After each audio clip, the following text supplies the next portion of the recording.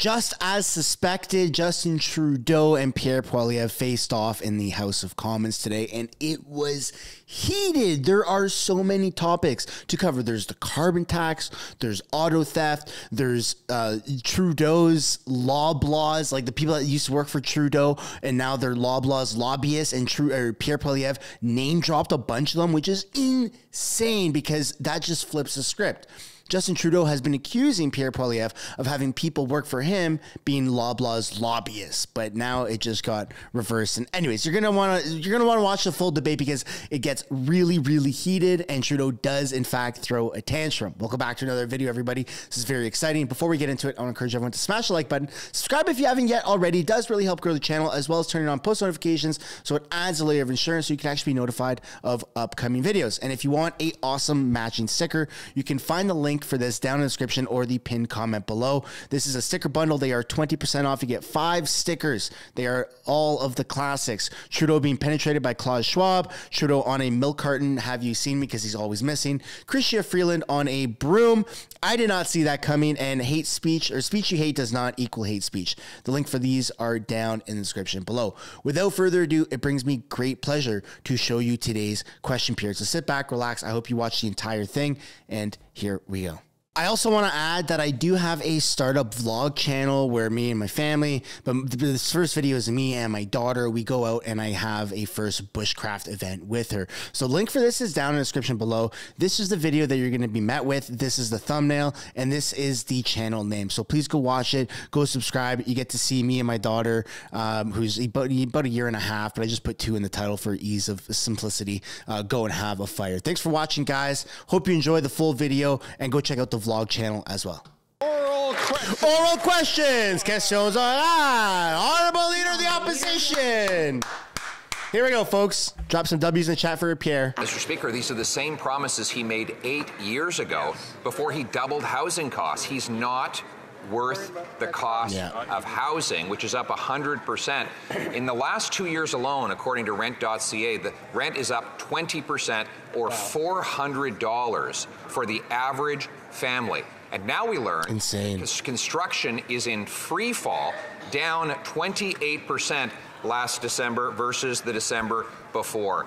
Will he stop funding bureaucracy and driving up interest rates so that we can bring homes Canadians can afford? There you go. Drop some W's in the chat, folks. Prime Minister. Our housing ambition can be best summed up by the Conservative member for Dufferin-Caledon, who said that it seems that every day our Minister of Housing has a new program, a new announcement, or a new check for Canadians. That's exactly right, Mr. Speaker. We continue to work hand in hand with Canadians, with municipalities across the country, municipalities he'd rather insult, to get more homes built faster, Mr. Speaker. The investments we're making, including things like taking the GST off purpose-built rental housing, which the Conservatives voted against, will continue to create more homes for Canadians right across the country.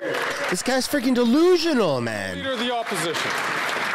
Mr. Speaker, you can't live in announcements and programs. You need homes that have walls. You need action. Floors and ceilings. The Prime Minister doing another selfie in front of a construction site won't do that. Construction is down 28% in December after 8 years of this Prime Minister's promises and spending.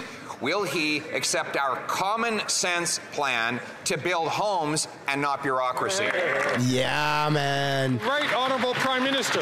Great job, Mr. Speaker, just last week I was in Kitchener-Waterloo making an announcement He sure was taking little photos. Taking photos. Building for seniors that 33 all those chants are from the Conservatives. Government a few years ago allowed to be built today. We are building things today that people are moving into in the coming weeks, and we are announcing how we are building things for tomorrow, as opposed to him who just chooses to insult Canadians, insult mayors, and insult our intelligence. It doesn't take much to insult your intelligence, buddy. Hey, everyone, smash the like button. Let's try and get to 1,000 likes if we can. The Honourable Member for Belleuil-Chambly. The government wants to delay by 3 years upholding a court decision regarding medical assistance in dying for mental health. Now, imagine that the Conservatives are elected. All MAID would be totally locked down for a long time. They will never pass MAID, the Conservatives. So this Prime Minister, does he realize that he's acting as if he's afraid of the religious right? The Right Honourable Prime Minister. Mr. Speaker, we agree that there is a threat to fundamental rights and freedoms. That is, a Conservative government would be a threat to rights and freedoms. That said, when it comes to medical assistance in dying, it is a difficult and personal decision. We need to ensure that we are protecting the most vulnerable. We must also ensure that we are upholding... Yeah, bro, like letting 10-year-olds transition. So... You sick freaks. When it comes to mental illness and minors, we will continue to reflect on the matter. We will continue to thoroughly study the matter and to consult. To give them all the rights that they ever wanted. The Bloc Québécois. That's the Liberals. There is a solution, though. Quebec, in fact, put forward a solution fucking insane. Supported by the National Assembly of Quebec. In the Liberal legislation, there is an element allowing any province, such as Quebec, to move forward with advance requests for medical assistance in dying. So the 3-year extension would be fine in that case because Quebec could move forward based on Quebec's values. Does the Prime Minister support Quebec's request? The right. Okay, what about all the other provinces' values then? Mr. Speaker, as I said, this matter of advance requests was brought up many years ago as being a very important decision we need to make, but a difficult one at that. If a Canadian makes an advance request, saying, for instance, if my health reaches such and such a state, can I have medical assistance in dying? But then the person might not necessarily be able to give free and informed consent. So it's a very difficult decision for us to make and for our society to make. We will continue to work with Quebec. We will continue to reflect on this and study it. The Prime Minister could learn a lot from the young women I met earlier today who are struggling to put food on the table. They're living a struggle the Prime Minister has never had to face. The Prime Minister could learn a lot from young women. Corporate grocery stores, and the Prime Minister let it happen for over 2 years. I don't know why that's so funny. The Prime Minister gets serious now about taking on corporate greed by supporting my bill to reduce the price of groceries. Here. The Right Honourable Prime Minister. Mr. Speaker, right now with the Fall Economic Statement, we're proposing significant measures to increase competition in the grocery sector. Many of them ideas that we are in alignment with the leader of the NDP on. We believe in moving forward in greater competition in the grocery sector. He could learn a lot from younger women. How to be a woman, I don't know. The Conservative I don't know why that shit's so funny. Actually on the Loblaws payroll, and they choose to promote disinformation and misinformation. Oh, there you go. His favorite words. Groceries. On this side of the House, we'll stand up for Canadians. The Honourable Member for Burnaby South. Have a history of letting rich CEOs off the hook. We can change that today. Here. Le Premier Ministre. The Prime Minister could learn from many of the young women I met with today. They're struggling to make ends meet. They're living a life that they've... I don't know why that's so funny. They are being scammed by grocery giants, but the Prime Minister... I don't know why that's so funny to me. Grocery giants. So will the Prime Minister vote... Maybe because we view Trudeau as so feminine that he could just learn from younger women? I don't know. Honourable Prime Minister. I have no idea. Mr. Speaker, I am very open to the NDP's efforts to increase competition in the grocery sector. I thought he was going to say he's very open to meeting with young women. This shit, you can't make this up, man. This is real life. Included measures which are parallel to the NDP's measure. We absolutely want to increase competition. Am I the only one that's finding this funnier than what it is? Or are people in the comments, are you guys on the same page? The Conservatives, though, They listen to their lobbyists, Loblaws lobbyists. They defend the interests of big grocers rather than defending Canadians and bringing down grocery prices. The Honourable Leader of the Opposition. Exactly. Mr. Speaker, after 8 years of this Prime Minister, he is not worth the crime. He has caused a lot of car theft. Mark Roos says that his Dodge Ram was stolen, but he put an AirTag in the truck. He was able to find out that the truck was at the Port of Montreal. He knows where it is, but port agencies and port management say that he cannot go and find his Dodge Ram because there aren't enough scanners. Will the Prime Minister accept my common sense plan? Will he buy 24 scanners in order to find this man's Dodge Ram? The Right Honourable... Holy shit, man. Mr. Speaker... We got to start putting AirTags in our cars? Caused an increase in car theft throughout Canada. The Conservative Party's attacks on C5 and C75 are absolutely not the solution. Their attacks are not the right way to solve the problem. We will continue to invest. For instance, we have given the Government of Ontario $121 million to fight auto theft. I know how we can solve auto theft. The Border Services Agency. More taxes. Their staff. We are here to help. The Honourable Leader of the Opposition. At ports, after 8 years, the port authorities are only scanning or inspecting 1% of shipping containers leaving our ports. And that led to the case where Mark Roos had his 2021 Dodge Ram stolen. Luckily, he had an Apple AirTag, so he could follow its transit to the Port of Montreal, where he knows it to be. He called both the cops and the Port Authority, both of which said they don't know which box it's in, so they can't find it. So why won't he accept my common sense plan to buy 24 scanners so we can scan the boxes, find the Dodge Ram, and give it back to Mark? There you go. Honourable Prime Minister. Why not? Mr. Speaker, this would be perhaps a little more credible from the Conservative Party if they hadn't cut 1,000 CBSA officers when they were last in government. And they'd proposed to cut 400 more if they had won the 2015 election. The reality is we restored officer they cut and added 800 more. And we're continuing to do the necessary work. We recovered 1,800 stolen vehicles last year. We'll continue to do... 1,800, bro. There's like 1,800 that are stolen every day. I'm going to ask members, please. I'm assuming, I don't know. Comments to themselves until they have the microphone or have the floor so that they'll be able to ask their questions or answer their questions. The Honourable Prime Minister has 15 seconds on the clock.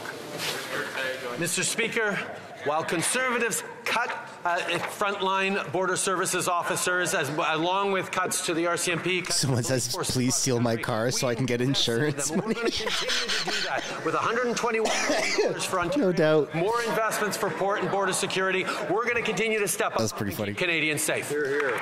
The Honourable Leader of the Opposition. You know, the Prime Minister's strength is not math, but the facts are that we took office, there were about 12,000 working as CBSA officials, and when we left office, there were over 14,000. So 14,000 is more than 12,000 to help the Prime Minister with. Oh my God. It's true. This is so embarrassing for Trudeau. Bureaucracy and high-priced consultants, which he has ballooned, and that's why after 8 years, he has increased auto theft by 32%. Will he accept our common sense plan to cut high-priced consultants and hire more front-line inspectors? The Right Honourable Prime Minister. I can't help but smile when the Leader of the Opposition talks about high-priced consultants, because it's his campaign being run by a high-priced consultant for Loblaws. When he stands in this place and across the country wrenching his heartstrings about the prices that Canadians are paying for groceries, when his top advisor is in the pocket of Loblaws giving him the same talking points as she gives Galen Weston when he appeared at Parliamentary Committee. Mr. Speaker, if Canadians are going to believe this Leader of the Opposition, he needs to come clean with who is funding his organizations.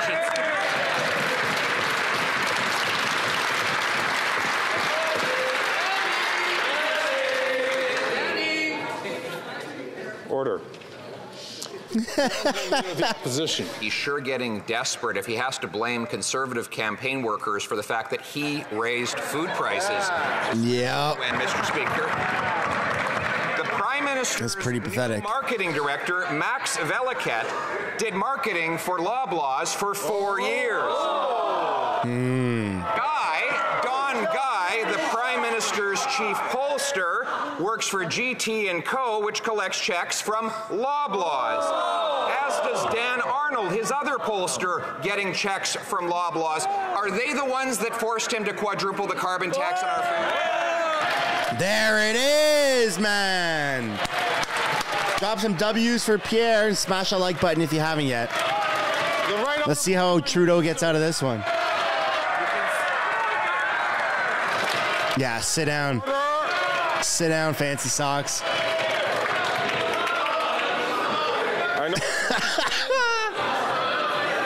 I know it's Wednesday and members are very keen to hear the answer to this question, so I'll ask them to please restrain themselves while the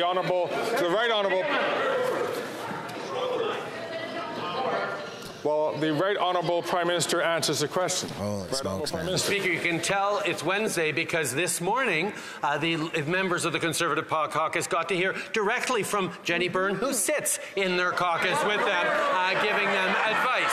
So that is exactly where they're coming. When she is actively on the Loblaws payroll, while at the same time feeding lines to the Leader of the Opposition about food prices and concocting a theory around carbon price and grocery prices, pointed out yesterday, has no basis. Sit down, boy. Your narrative just got blown up. His narrative just got blown the fuck up with Pierre name-dropping people. That's absolutely insane. There. Oh, he's got a prop. Pierre's got a script. Let's see what he says. Leader of the Opposition. Oh, Mr. Speaker, he makes it too easy. He talks about caucus meetings and Loblaws. Get this. Holy shit. The Prime Minister had someone who is his director of caucus services named Julie DeWolf, who is now a lobbyist for Loblaws.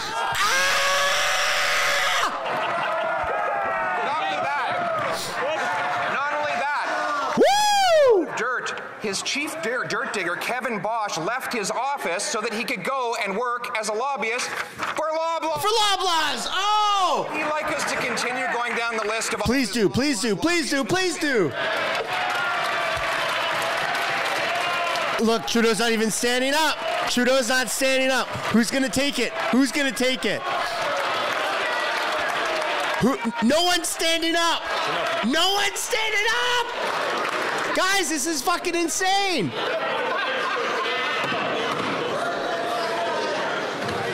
Not a single Liberal is standing up to answer. The Right Honourable Prime There he goes, all right. It is quite something to watch the flailing of the Conservatives right now as they do anything to try to distract from the fact that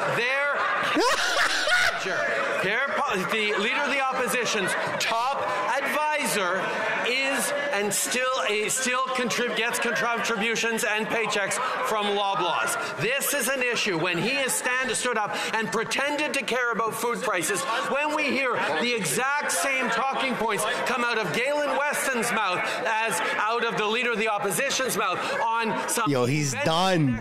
He's fucking done, man. Street prices, we know exactly who is behind the Conservative Party.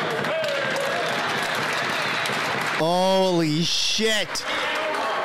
This is a massive expose. Madam. The Honourable Opposition Leader. The crime, Mr. Speaker. He unleashed the car theft crisis by bringing in house arrest and bail, not jail, for repeat career car thieves, and by allowing our ports to become sieves where our cars are stolen from, so much so that we're now becoming world famous for the Prime Minister's failures. The Ghana Economic and Organized Crime Office says we are in possession of stolen vehicles. The victims, it's all in Canada. No Canadian agency has approached us directly or made a formal complaint. Will he take the money from the back office bureaucrats and consultants and put it into frontline law enforcement to protect our cars? The Right Honourable Prime Minister. Canada's a laughingstock, man. Yeah, the Leader of the Opposition likes to make base political accusations. He likes to talk about C5 and C75 as the reason there is auto theft in this country. The reality is C5 is the bill that keeps mandatory minimum penalties for car theft on the books, and C75 is the bill that raises the maximum penalty on car theft. We've continued to step up in terms of keeping Canadians safe. We will continue to invest in the CBSA and in the resources necessary to counter these challenges. We will keep working based on facts and evidence, Mr. Speaker. Trudeau did not see that coming. The opposition. Well, here are the actual facts. Let's go through them. C5 keeps mandatory prison sentences. Mr. Speaker, they were already in place, put there by the previous Conservative government. They weren't created by C5. What C5 did is it brought in house arrest for career car thieves so they can watch Netflix or perhaps play Grand Theft Auto in their living room and then go out onto the street and steal another car whenever they want. Will he follow my common sense plan to end house arrest for career car thieves? The Right Honourable Prime Minister. Mr. Speaker, in the Leader of the Opposition's simplistic worldview, someone sitting on their couch at home playing video games goes out and steals an Escalade. That's not what happens, Mr. Speaker. Organized crime is direct. It's literally what happens. The massive spike in auto thefts in this country. That's why what we're stepping up on in investment in anti-organized crime, investments against money laundering that party voted against, investments in more powers and more resources for Ontario to counter auto theft, and indeed more resources for the CBSA that they cut when they last left office will continue to be there. The Honourable Leader of the Opposition. Mr. Speaker, actually, people do steal cars when they're on house arrest because all they have to do is open the door and walk out and steal the car. Then there's his bail policy, which allowed the same 40 offenders to be arrested 6,000 times in Vancouver in a year, many of them car thieves. So, will he accept my common sense plan to get rid of house arrest and bring in jail, not bail, for career car thieves? Yes or no? The Right Honourable Prime Minister. Canada's a fucking joke, man. Speaker, in all the questions the Leader of the Opposition asked about car theft, he hasn't once mentioned organized crime, which is the cause of car theft in this country. No, it's a cause, not the cause. I'm mentioning it because when we brought forward measures to counter organized crime and money laundering, the Conservative Party... Yo, Mr. Sunshine's about to go steal a fucking car to prove that's not organized crime. For Ontario, I'm kidding, obviously. $21 million to counter organized crime and car theft. The Conservative Party... You can't blanket all of crime as organized crime. That doesn't make any sense. ...ourselves in facts and data and deliver on keeping Canadians safe. Hear, hear. The Honourable Leader of the Opposition. Speaker, he wants facts. Here's another fact. Extortions are up 218% since he took office. Right. Why? Because he got rid of mandatory jail time for extortion with a weapon. So now he allows extortionists to go around with guns, harassing small business owners in Brampton, in Surrey, in Calgary, and Edmonton, where horror stories are unfolding. Will he agree to our common sense plan to reverse catch and release so that Canadians are safe from extortion? The Right Honourable Prime Minister. First of all, Mr. Speaker, the situation faced by far too many people across this country around extortion from organized crime is unacceptable, and that is why we are taking action directly with the RCMP and local police forces to counter it. But once again, we see Conservatives falling into the same far-right American trap.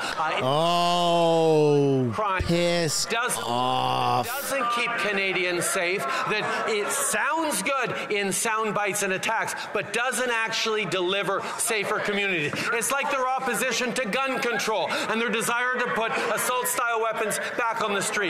There are no assault-style weapons back on the streets. We does. What a loser. To colleagues, before you saw a hesitation in the previous round when the speaker was a little confused as to who was going to be speaking next. As it turns out, we had deprived the Leader of the Opposition a question. I don't know if the Leader of the Opposition wants it now or would he like it in the next round. He'll take it right now. The Honourable Leader of the Opposition. Here we go. Mr. Speaker, let's talk about the cold, hard facts. Yeah, there boy. Were 2/3 less cases of extortion in the last year of the common sense Conservative government than there are today. In the 10 years we were in office, the number of car thefts fell by half. And that was because we targeted the worst offenders, kept them in prison, we secured our ports, and stopped organized crime. The Prime Minister has only multiplied crime with his catch and release policies. Will he follow the evidence and reinstate a common sense criminal justice?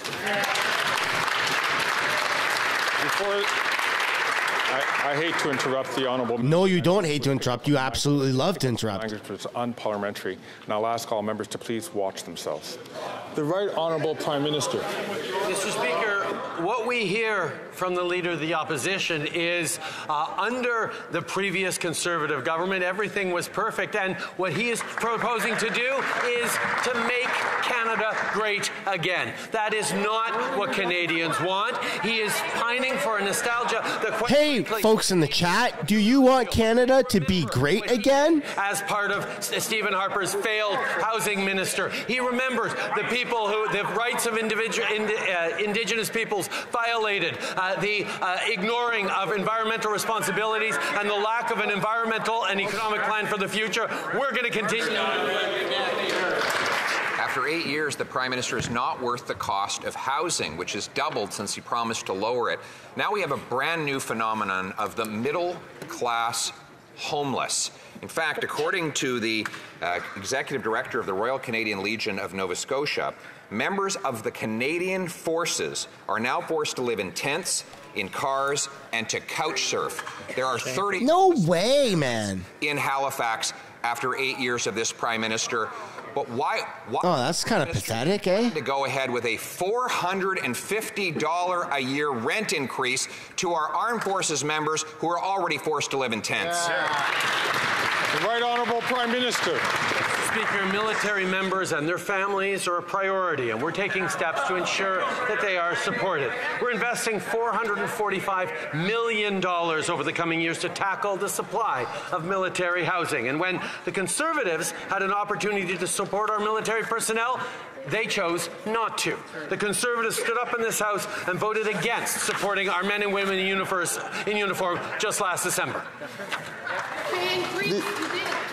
The Honourable Leader of the Opposition. Mr. Speaker, that is an outrageous non-response to the men and women who put their lives on the line for this country. He rewards them with a tent or a couch in someone else's basement to sleep in. After 8 years of this Prime Minister, there's a 177% increase in Bagotville and a 261% increase in the wait line for military housing. And now he plans a $450 rent increase on the people who protect our country.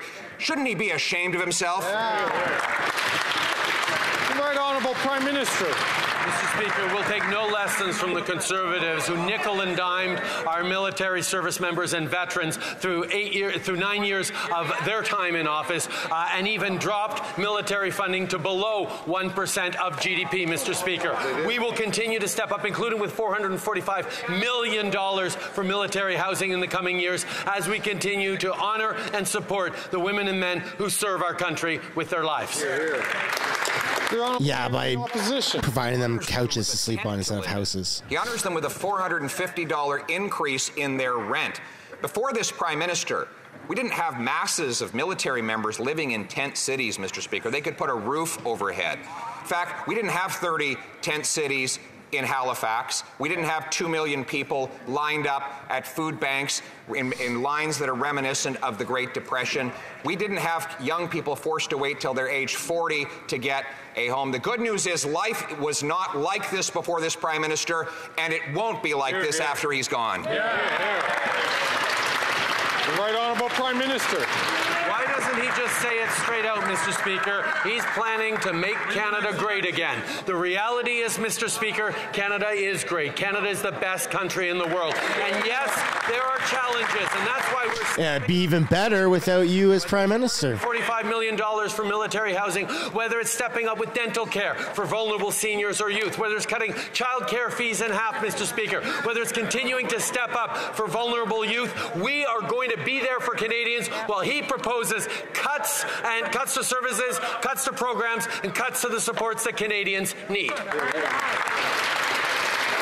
The Honourable Leader of the Opposition. So that's what the Prime Minister has to say to the 2 million people lined up around street corners clamoring for the food bank after 8 years. That things are just going great. To the people in Montreal who've seen their rent quadruple after his 8 years, life is just great for them too. To the Torontonians who have to spend 25 years now saving up for the down payment on the average home, he says things are just great. Yeah. How can he possibly fix the misery he caused if he can't even realize that it's right in front of his face?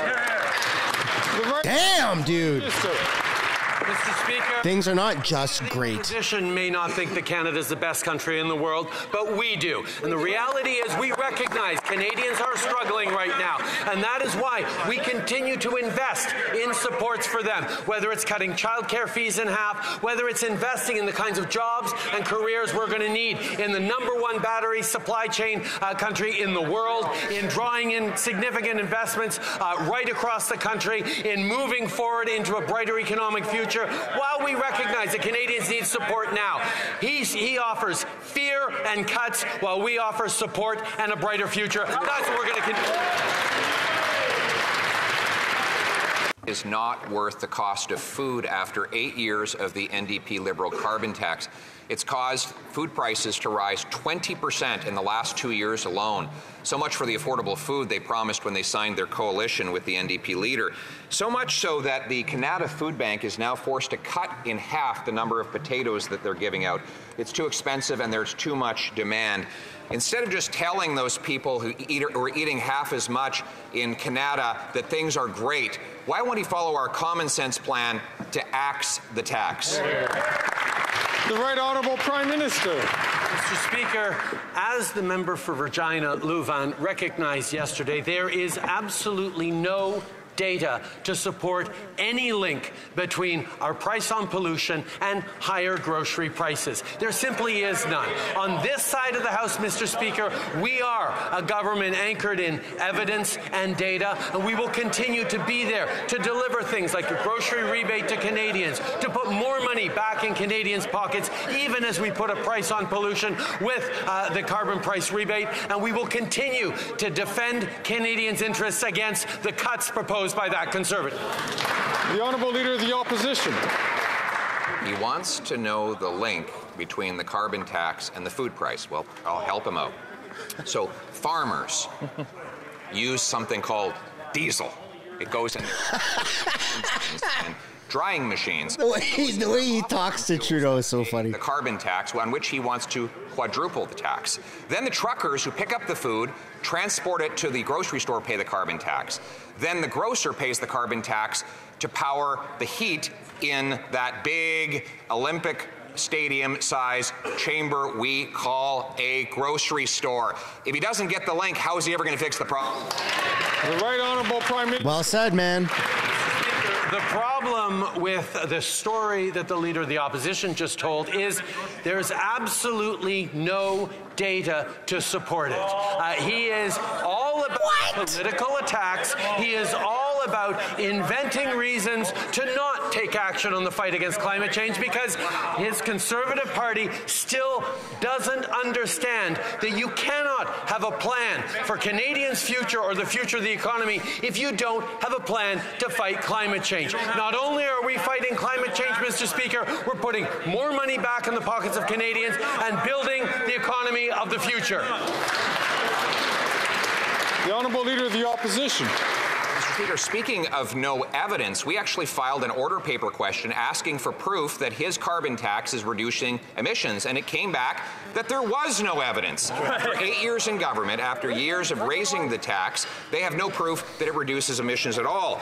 But we know it increases food prices, and this is why Canada's food professor said, I'm recommending a pause on the carbon tax for the entire food industry, from farm gate to store and restaurants. If the Prime Minister doesn't have the common sense to axe the tax, will he listen to the food professor and cancel his plan to hike it? The Right Honourable Prime Minister.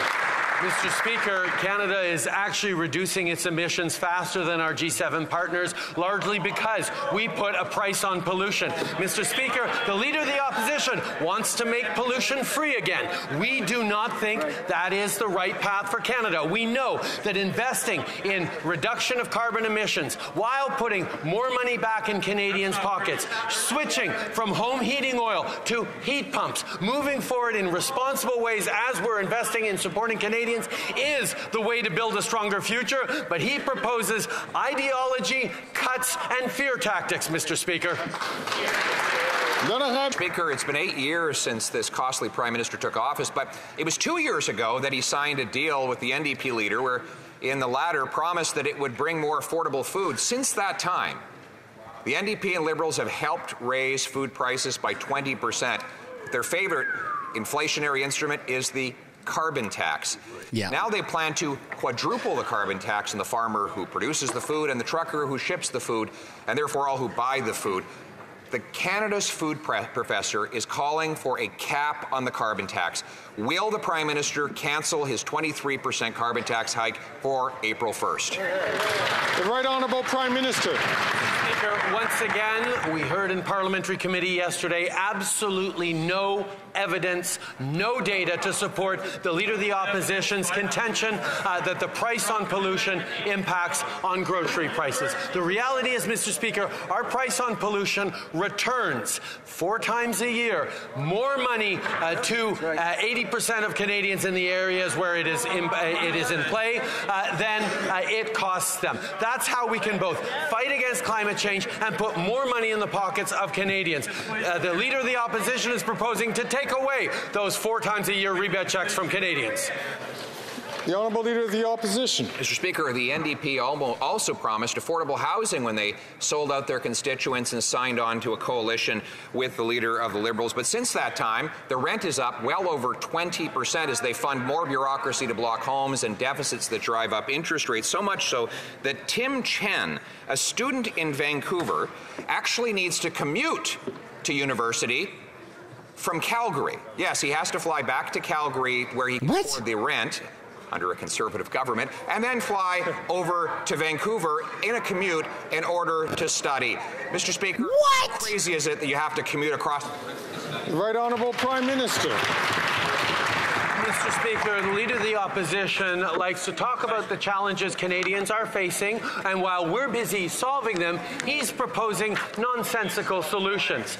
Let's talk about the Conservative leader's housing plan. It won't build homes fast enough, it doesn't reach enough cities, and it creates unnecessary bureaucracy. He'll also rip up our housing accelerator agreements, which are unlocking 500,000 new homes, and he'd put the GST back on apartment construction. Housing experts like Mike Moffat say his plan is exceptional weak, and a sign that, quote, the Conservatives don't understand the scale of the housing crisis. We'll take no less.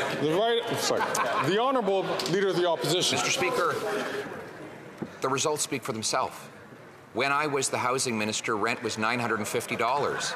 It's now over $2,000. Yeah. As the housing minister, the average mortgage payment on a newly purchased home was $1,400. It's now over $3,500.